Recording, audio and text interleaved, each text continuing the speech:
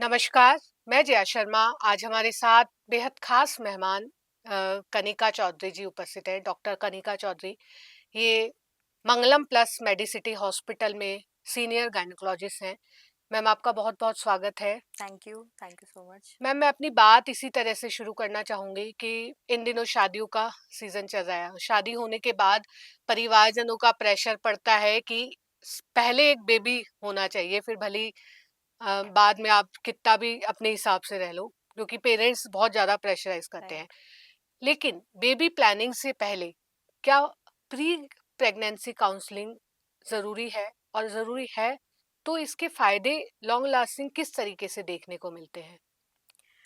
जी बिल्कुल, pre pregnancy counselling आज की तारीख में मैं बोलूँगी कि ये पहला कदम होता है एक हम्म। हेल्दी बेबी को इस वर्ल्ड में लाने का। जी।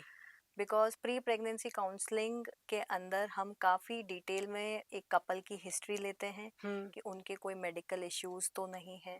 काफ़ी टेस्ट्स होते हैं जो जिनसे उनकी बॉडी की फिटनेस का पता पड़ जाता है कि क्या हम्म। वो फिट हैं एक प्रेगनेंसी कंसीव करने के लिए। जी। तो ये बिल्कुल बेहद ज़रूरी है क्योंकि हमने अक्सर देखा है कि प्रेशर में कपल्स कंसीव तो कर लेते हैं, फिर काफ़ी चीज़ें होती हैं जो आगे मिसहैप हो जाते हैं पूरे हम्म। During 9 months. हम्म। तो ये हमें पता पड़ता है कि बाद में रेट्रोग्रेड पता पड़ता है कि फीमेल को ये प्रॉब्लम थी, इसके कारण ये हो गया। हम्म। तो ये चीज़ें फीमेल्स भी उस ट्रॉमा से ना जाएँ और ये सब चीज़ें ना हों, इसलिए कंसीव करने से पहले काउंसलिंग लेना बहुत ज़रूरी है, जिसके अंदर आपकी हिस्ट्री टेकिंग होगी, हम्म। आपके काफ़ी टेस्ट हो जाएँगे और आपको पता पड़ जाएगा कि आपकी बॉडी फिट है या नहीं है।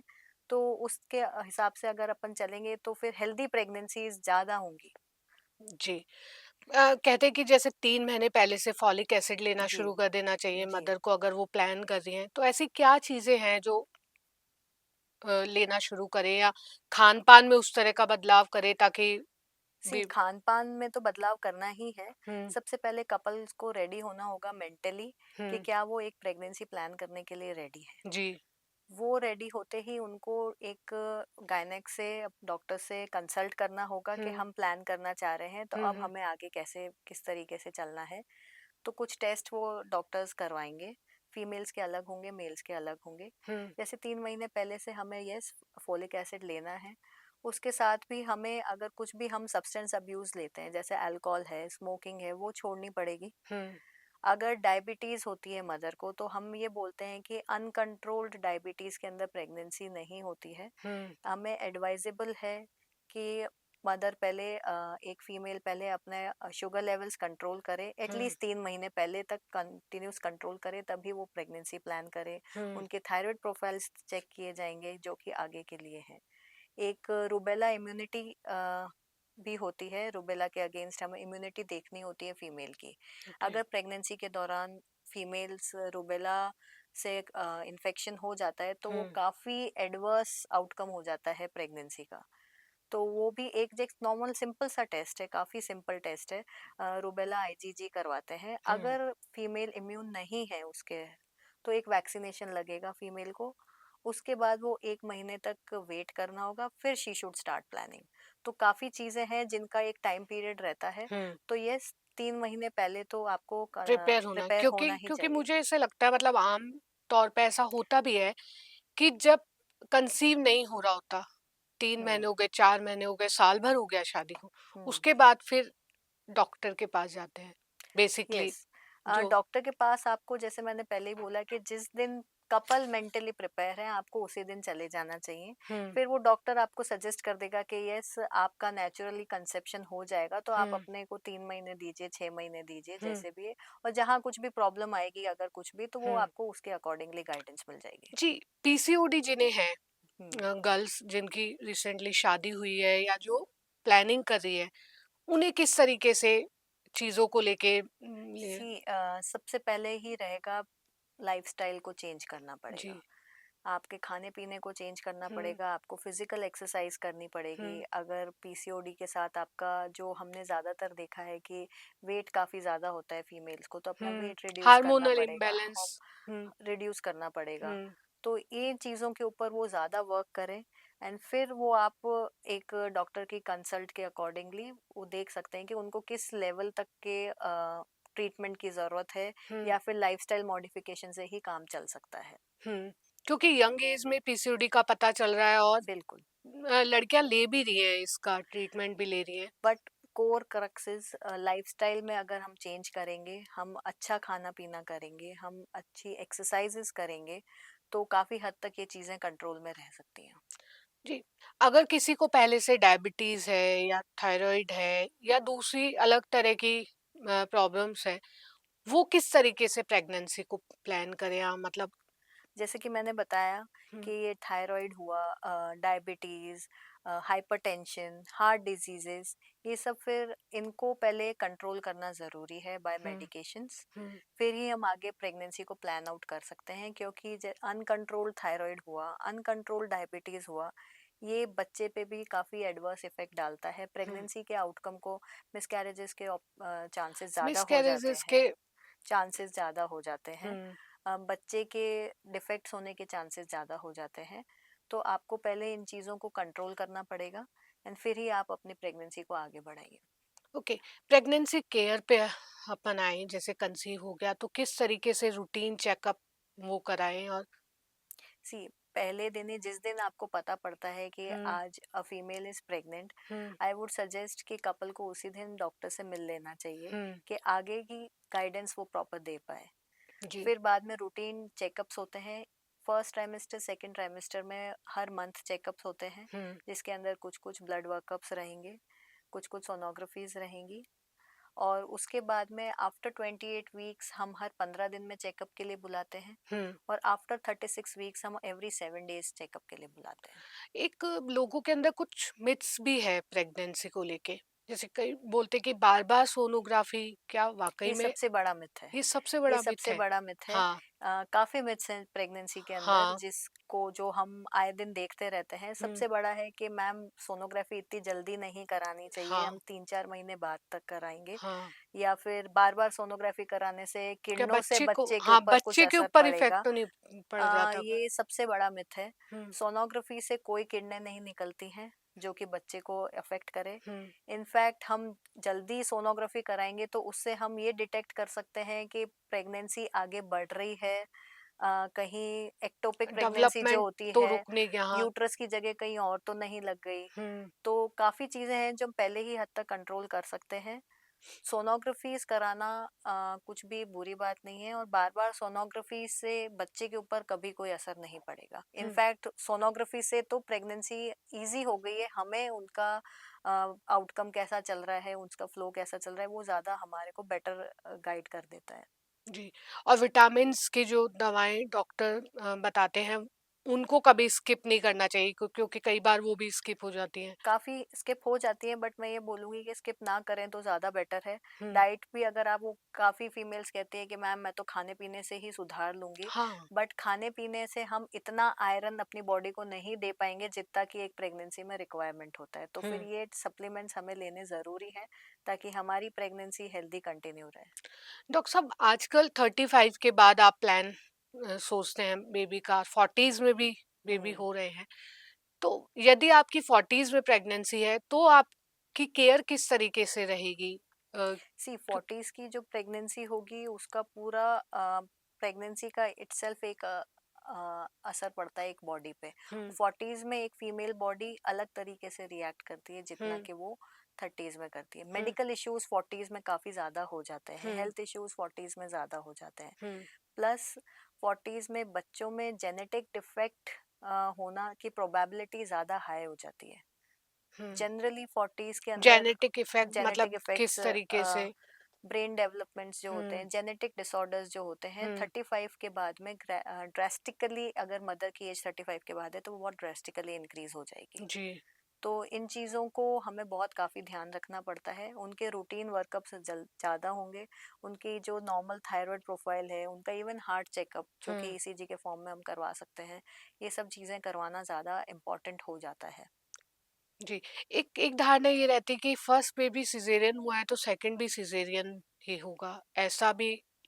लोग। नहीं, ऐसा नहीं है। हुँ, सेकंड नॉर्मल डिलीवरी हो सकती है जिसको हम वी-बैक बोलते हैं, हुँ, vaginal birth after caesarean section. हुँ, हुँ, वो हो सकती है, मगर उसके भी अपने क्राइटेरियाज़ होते हैं कि 2 सिज़ेरियंस मतलब 2 प्रेगनेंसीज़ के बीच में कितना गैप है। अगर हुँ, एक प्रेगनेंसी और दूसरी प्रेगनेंसी के बीच में 6 महीने का ही गैप है, 1 साल का ही गैप है, हुँ, तो थोड़ा डिफ़िकल्ट होता है क्योंकि वो प्रीवियस स्कार को भी हुँ, इफ़ेक्ट करेगा। हुँ, हुँ, तो काफ़ी दूसरे फैक्टर्स आ जाते हैं कि नॉर्मल वजाइनल बर्थ पॉसिबल है, ऐसा हुँ, नहीं है कि नहीं पॉसिबल है, हुँ, हुँ। मगर उसमें हमें काफ़ी चीज़ों को देखना पड़ेगा कि क्या इसके अंदर पॉसिबल है या नहीं है, उस पर्टिकुलर पर्सन के अंदर पॉसिबल है कि नहीं है। जी, एक मेंटल हेल्थ भी एक बहुत बड़ा इश्यू है, क्योंकि कई कई लेडीज़ डिप्रेशन और post postpartum blues, partum, postpartum हाँ, डिप्रेशंस ये हाँ, होते ये हैं हो रहे बिकॉज़ हैं इन दिनों। अ, हार्मोनल अभी चेंजेस इतने एक हाँ, होते अभी हैं। एक स्टडी मैंने पढ़ी थी जिसमें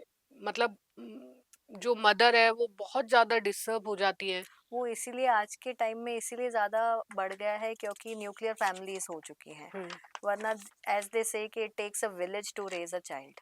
तो हुँ, वो विलेज जो है वो अब कम होता जा रहा है, खत्म होता जा रहा जी, है। तो जी। फिर सारा के सारा फीमेल को जो एक तो हार्मोनल इम्बैलेंस, हार्मोनल चेंजेस हो रहे हैं उनके अंदर, जो भी उनकी मेंटल स्टेट को अफेक्ट कर रहा है। प्लस उनको प्रेशर रहता है कि हमें ये जो नया बेबी है उसकी केयर करनी है। हुँ, हुँ, तो ये सब चीज़ें थोड़ा-सा, और प्लस सपोर्ट सिस्टम अब थोड़ा-सा कम हो गया है कम हो गया। बिकॉज़ न्यूक्लियर फैमिलीज़ हो चुकी हैं। हुँ, तो इन सब चीज़ों के कारण मेंटल प्रेशर थोड़ा-सा बढ़ गया है। हुँ, बट मैं ये बोलना चाहूँगी कि जो भी एक प्रेग्नेंट फीमेल है उनके साथ जो को भी अकम्पनिंग पर्सन है, बी इट उनके पार्टनर, बी इट उनके फैमिली मेंबर्स, हुँ, वो भी साथ में एक उनकी डॉक्टर से काउंसलिंग करें काउंसलिंग में कि आफ्टर डिलीवरी हमें क्या टेक केयर करना है उसके लिए, कि वो हम उनको किस काउंसलिंग चीज़ के लिए होती नहीं है देखें। मतलब वो काउंसलिंग करना आज की डेट में बहुत ज़रूरी है। हुँ, जनरली ये रहता है कि आफ्टर डिलीवरी हमने ऐसे किया था वैसे कर लो, हाँ, या ये तो नॉर्मल है, ऐसे नहीं होता है।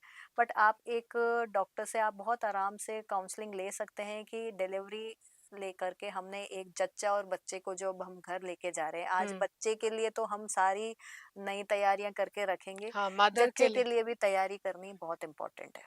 और कुछ मिथ्स आप बताना चाहें प्रेगनेंसी को लेके काफी क्या? मिथ्स हैं, हुँ, जैसे एक तो सोनोग्राफी की हमने हाँ, बात करी। हुँ, दूसरा ये होता है कि सब बोलते हैं कि आप प्रेग्नेंट हो गए हो तो 2 के बराबर खाना है। 2 हाँ, के बराबर कभी नहीं खाना होता है। हुँ, आपको हेल्दी खाना है, अच्छा खाना खाना है, मगर 2 के बराबर ओवर ईटिंग नहीं करनी होती है। हुँ, तो हुँ, ये एक मिथ है। हुँ। और भी एक मिथ्स है जैसे कि बनाना मैंने सुने हैं काफ़ी। पपीता, पपीते पपीता का बहुत है, पपीता रॉ पपाया के अंदर एंजाइम्स होते हैं कि जो कि बच्चे को हैम्पर का थोड़ा प्रॉब्लम दे सकते हैं, इसलिए प्रेगनेंसी पपीता को नहीं दे खाना सकते हैं। चाहिए ना प्रेगनेंसी में। एकदम राइप पपीता तो खाना होता है, बट इसमें भी फिर लोगों में कंफ्यूजन रहता है कि रॉ कौन सा है, राइप कौन सा है, तो हाँ, यहाँ तो एक इश्यू हो जाता है। हुँ, गरम चीजें नहीं खानी चाहिए, हाँ, छुआरे नहीं खाने चाहिए, हाँ, ये कुछ तो ठंडे फल नहीं ठंडे खाने ठंडे चाहिए। फल नहीं खाने हाँ, चाहिए। जुकाम हो गया तो बच्चे को जुकाम लग जाएगा। हुँ, या फिर आप दवाइयाँ नहीं लो, ज्यादा दवाइयाँ नहीं लो, उल्टियाँ हो रही है तो दवाइयाँ नहीं लो। हुँ, उल्टी के लिए अगर ज्यादा हो रही है तो आपको मेडिकल हेल्प लेनी पड़ेगी, हुँ, तो ये आपको लेना होगा। और दूसरा एक मैंने बाद में ये भी सुना है कि केले खाने से बच्चे फिसलते हुए बाहर आते हैं। ऐसी ही मैंने बहुत ही इंटरेस्टिंग इंटरेस्टिंग चीज़ें सुनी हैं। तो ये काफ़ी मिथ्स होते हैं कि ये केले खाने से ऐसे बाहर होगा, या डिलीवरीज के मिसकैरेज अंदर होने का ये नहीं, दिक्कत केले खाने से लास्ट में डिलीवरी मतलब अच्छा, जब आपका डिलीवरी का तो मतलब टाइम है आप उस खूब टाइम केले केले खाओ? खाओ। केले अच्छा, खाओ ओके, तो उससे ओके। है ना, बोलते हैं कि आधी फीमेल्स बोलते हैं कि इनिशियली केला खा लिया बच्चे अंदर चिपक जाएगा, बाद में केला खाओ बच्चा फिसलता हुआ बाहर आएगा। कुछ भी खाने पीने से कोई रिलेटेड नहीं कोई होता रिलेट है। एक ये भी बहुत बड़ा मिथ है कि लोग बेबी बम्प देख के जेंडर डिसाइड कर लेते हैं कि हाँ, तुम्हारा बेबी बम्प ऐसा है तो तुम्हारे को लड़का होगा, बेबी बम्प वैसा है तो लड़की होगी। हुँ, बेबी बम्प आपका यूट्रस का पोजीशन, बच्चे की पोजीशन, ये सब चीजें डिसाइड करता है। हाँ, उसके कारण वो बेबी बम्प चेंज होता है। हुँ। बच्चे के जेंडर का बेबी बम्प से कोई कोई कोई लेना देना और नहीं है। फर्स्ट प्रेगनेंसी और सेकंड प्रेगनेंसी के में दोनों में बहुत अंतर कई क्योंकि फर्स्ट प्रेगनेंसी बहुत नई होती है, हाँ, सबके लिए एक फैमिली में एक नई होती है, तो हुँ, उसकी केयर एक थोड़े लोग ज्यादा एप्रीहेंसिव होते हैं, बहुत हुँ, ज्यादा कंसर्न की जगह ओवर कंसर्न हो जाता है। हुँ, सेकंड प्रेगनेंसी में फीमेल भी थोड़ा बेटर प्रिपेयर्ड रहती है। बट अगेन सारी pregnancies of every female is different, दोनों अलग रहती हैं, but hmm, yes second time mother ज्यादा प्रिपेयर्ड रहती हैं। हुँ। एक वार्निंग साइन क्या है प्रेगनेंसी के दौरान, इन 9 महीनों के दौरान, अगर आपको मतलब गायनेकोलॉजिस्ट के पास जाना ही ऐसी स्थिति सी आ गई? हर स्टेज, हर ट्राइमेस्टर में अलग अलग वार्निंग साइंस होते हैं, जैसे हुँ, कि जैसे ही आपकी फर्स्ट ट्राइमेस्टर प्रेगनेंसी है, अभी कुछ हुँ, शुरुआती के ही दिन है, काफी ज्यादा पेट दर्द होना हुँ, जो अनबेरेबल हो, हुँ, या स्पॉटिंग होना, हुँ, ब्लीडिंग होना, ये आपको पहले ही डॉक्टर्स के पास जाना होता है। हुँ, फिर सेकेंड एंड थर्ड ट्राइमेस्टर्स के अंदर हम अलग अलग वार्निंग साइंस होते हैं, जैसे कि बच्चे के मूवमेंट्स कम होना, हुँ, बच्चे के मूवमेंट्स ना पता पड़ना, कल तक पता पड़ रहे थे, आज पता नहीं पड़ रहे हैं, या फिर टुवर्ड्स लेटर स्टेज के अंदर आपका हेडेक होना, हेडेक के साथ आंखों के आगे धुंधलापन छाना, ये हुँ, एक अलग प्री एक्लेम्शिया के साइंस होते हैं। हुँ, हुँ, पूरी बॉडी के अंदर टुवर्ड्स इन लेटर प्रेगनेंसी पूरी बॉडी में इचिंग होना, हुँ, प्लस फिर बाद में काफ़ी चीज़ें ये होगी कि लेटर इन प्रेगनेंसी लीकिंग हो जाना, कुछ डिस्चार्ज होना, हुँ, ब्लीडिंग स्पॉटिंग होना। तो हुँ। ये सब चीज़ें वार्निंग साइंस होती हैं जो हर स्टेज ऑफ प्रेगनेंसी के अंदर अलग अलग होती हैं। तो वो आपको उसका ध्यान रखना होता है, वो डॉक्टर आपको गाइड करता है कि ये चीज़ें हो तो आपको बताना है। हाँ, अगर सेकंड प्रेगनेंसी है तो फर्स्ट में जो-जो कंडीशंस रही हैं या वो ज़रूरी नहीं सारी है, ज़रूरी कोई नहीं है। ज़रूरी नहीं है, जैसा हुँ, कि मैंने कहा हर प्रेगनेंसी अलग होती है, और हर फीमेल के अंदर भी पहली, दूसरी, तीसरी प्रेगनेंसी अलग-अलग होती है, कोई ज़रूरी नहीं है। येस, रिस्क फैक्टर्स, अगर कुछ मेडिकल रिस्क फैक्टर्स रहे हैं, हुँ, उसका हमें सेकंड प्रेगनेंसी में हम ध्यान रखते हैं, हुँ, बट ज़रूरी नहीं होता है कि वो रिपीट हो। हुँ, जी। लास्ट वही कि एज़ अ एक्सपर्ट एडवाइस आप क्या देना चाहेंगे प्री प्रेगनेंसी काउंसलिंग और प्रेगनेंसी केयर को लेके? दोनों के लिए एक सबसे most important, stress free, stress free रहना है आपको, पॉजिटिव आउटकम देखना है आपको, हुँ, पॉजिटिव अपनी अप्रोच रखनी है, हुँ, केयर फ्री रहो, चिल रहो, रिलैक्स रहो, हेल्दी खाओ, लाइफस्टाइल हेल्दी रखो, और पार्टनर्स आपस में एक दूसरे को सपोर्ट करते रहें हुँ। इन हेल्दी लाइफस्टाइल, बस वही है। और जेन ज़ी में क्या आपको कुछ चैलेंज दिख रहे हैं? मतलब जो प्रेगनेंसी जो बिल्कुल नए बच्चे हैं अभी? वो तो अभी सबसे बड़ा चैलेंज तो ये है कि वो प्रेगनेंसी करना नहीं चाह रहे हैं, तो इनफर्टिलिटी इश्यूज हुँ, ज्यादा आ रहे हैं। हुँ, सेकेंडली फिर अगर वो आएंगे तो वो थोड़ा चैट जीपीटी और एआई की तरफ ज्यादा जाएंगे, वो डॉक्टर्स जो पहले हमारे गूगल करके आते थे पेशेंट्स, अब वो चैट जीपीटी पेशेंट्स आते हैं। जैसे क्या क्वेरीज़ क्या वो बेसिक? क्वेरीज के साथ नहीं आते हैं, वो अपना सारा डिटेल डिस्क्रिप्शन, मेडिकल डिस्क्रिप्शन के साथ ही आ जाते हैं। तो अच्छा। उनको एक्सप्लेन करना थोड़ा सा डिफिकल्ट होता है, but hmm, still again at the same time वो ज्यादा बेटर तरीके से समझ भी पा रहे हैं। हुँ, अगर वो सब चीजें पढ़ के भी आ रहे हैं तो बट वो बेटर तरीके से समझ भी पा रहे हैं कि जी। अच्छा ये चीज ये नहीं हो रही है तो ये हो रही है। और जेंजी में प्रेगनेंसी का सबसे बड़ा, प्रेगनेंसी तो बहुत बात की बात है, अभी फर्टिलिटी इश्यूज वो है, क्योंकि अभी they are not planning, they are not going towards कि हमें प्रेगनेंसी करना है। हुँ, हुँ। और दूसरा सिर्फ़ मदर नहीं, फादर में भी बहुत इन दिनों जो मैं न्यू जो नए यंगस्टर्स हैं, उनमें चेंज आ रहा है कि फादर इन्वॉल्व हो रहे हैं बहुत सारी अब चीज़ों में काफ़ी, जो ये दिस इज़ अ जो गुड पहले चेंज, नहीं था। हाँ, दिस ये इज़ अ एक वेरी अच्छा। गुड चेंज हाँ, कि अब फादर भी इन्वॉल्व हो रहे हैं एक हुँ, बच्चे की अपब्रिंगिंग, जी। बच्चे की रेयरिंग के लिए, और उससे पहले भी प्रेगनेंसी में भी आजकल मैक्सिमम वो अकम्पनी कर रहे हैं अपनी वाइफ को हर चेकअप के लिए, हुँ, हुँ, वो हर चीज़ का ध्यान रख रहे हैं, वो ध्यान रख रहे हैं कि किसको कब कितने बजे टैबलेट्स देनी है, कब हुँ। रूटीन स्कैन्स के लिए वो साथ में हाँ, जा वो रहे साथ हैं, में साथ जा रहे में हैं। देख रहे हैं, इनफैक्ट डिलीवरी रूम्स में भी वो साथ में रहते हैं। हुँ। तो ये ये एक चेंज काफ़ी आया है और ये अच्छी काफ़ी चीज़ है, पॉज़िटिव। काफ़ी पॉजिटिव चीज़ है कि फादर्स अपना इक्वली रोल प्ले कर रहे हैं।